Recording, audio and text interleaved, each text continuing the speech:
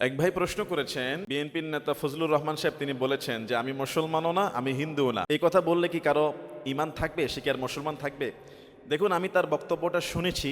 তিনি একটা অনুষ্ঠানে বলেছিলেন যে আমি মুসলমানও না, আমি হিন্দুও না। আমি জন্ম নিয়েছি মানুষ হিসাবে, জাতিসত্তা হিসাবে, এমন একটা কিছু তিনি বুঝিয়েছেন। এবং তিনি বুঝাচ্ছেন যে আমি যখন সপ্তম দিনে আসি, আমার বাবা মা ছেলে হলে আমাকে একটা নাম রাখে মুসলমানের নাম, বা মেয়ে হলে একটা নাম রাখে। এরপর থেকে আমি নাম মুসলমান রাখার কারণে আমি মুসলমান।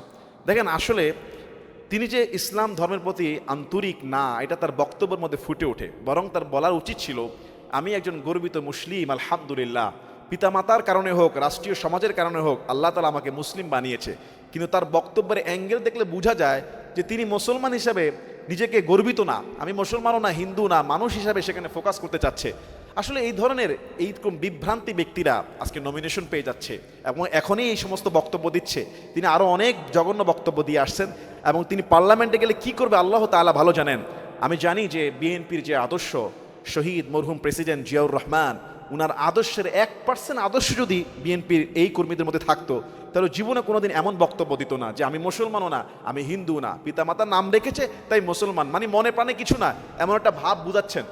আসলে আমি বলবো, এই ধরনের বিভ্রান্তি লোককে নমিনেশন না দিয়ে বরং বিএনপির মধ্যে হোক বা যে কোনো দলে হোক, অনেক যোগ্য ব্যক্তি আছে কিন্তু দেশ পরিচালনার জন্য, শিক্ষিত, মার্জিত, ভদ্র, এবং সমাজে কি কথা বলতে হবে, কিভাবে মানুষকে শেখাতে হবে, খেদমত করা যাবে, এই ধরনের চিন্তাভাবনা কিন্তু আজকে আমাদের অনেকের মধ্যে নাই। কিন্তু অনেক যোগ্য সম্পন্ন শিক্ষিত ব্যক্তি আছে, শুধু বয়স হয়েছে, আবল তাবল বকছি, এসব ব্যক্তি হয়ে যাচ্ছে সমাজের নেতা। এটা কিয়ামতের আলামত।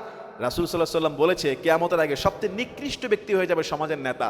নির্বাচিত হবে কিনা জানি না, কিন্তু এই যে একটা নেতৃত্ব মতো অবস্থানে চলে গিয়েছে, এ সমস্ত নিকৃষ্ট ব্যক্তি যারা ইসলামকে খাটো করে, তুচ্ছ তাচ্ছিল্য করে, আমি ওনার আরও অনেক বক্তব্য আছে, এগুলি বলতে চাই না, কিন্তু শেষমেশ যেহেতু বলেইছে যে বাবা না নাম রাখার কারণে এখনো মুসলমান আছে, আল্লাহ তাকে হিদায়াত দান করুক, সঠিক পথে আনার তৌফিক দান করুক, সঠিক বুঝ দান করুক। উনি যেই দলটা করে, যে প্রেসিডেন্ট মরহুম জিয়াউর রহমান, উনার আদর্শ জোর ফলো করলো, উনি একটা ভালো মুসলমান হওয়ার সম্ভাবনা আছে। কেননা প্রেসিডেন্ট জিয়াউর রহমান তিনিও রাসূল আকরাম সাল্লাল্লাহু আলাইহি ওয়াসাল্লামের আদর্শে আদর্শিত ছিলেন।